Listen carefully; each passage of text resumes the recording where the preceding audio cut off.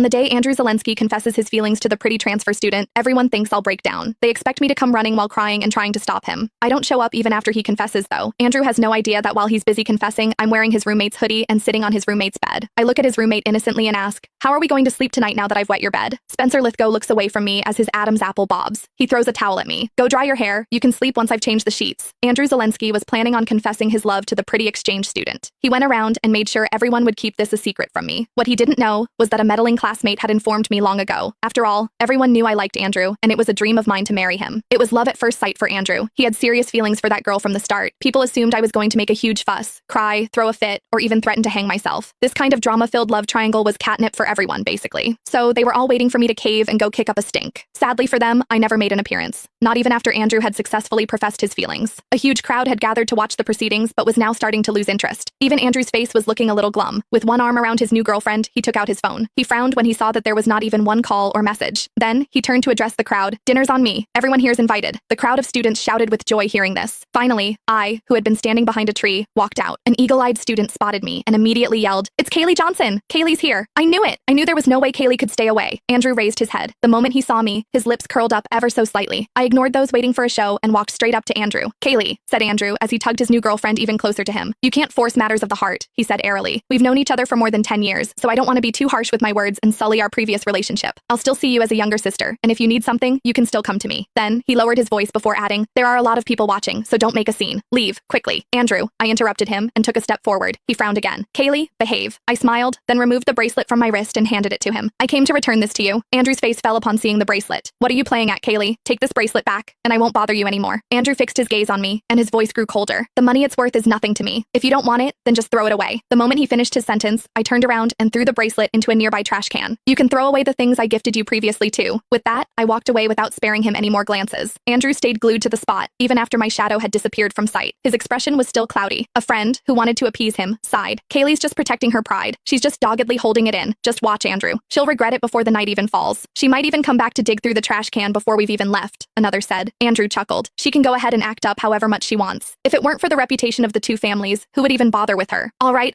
don't be mad. You need to be celebrating tonight. Don't let her ruin your fun." Andrew turned his gaze toward his gorgeous new girlfriend and promptly discarded the thought of the annoying Kaylee from his mind. After all, by tomorrow, he thought I would be acting as if nothing had happened again. He thought I'd be waiting for him at his dorm and pestering him to go to class together like usual. He had already seen similar antics from me in all these years. The rain was pouring down while I was walking along the riverside. I stood under my umbrella in the rain, thinking about the dreams I had a few days ago. In these dreams, I had caused a huge scene when Andrew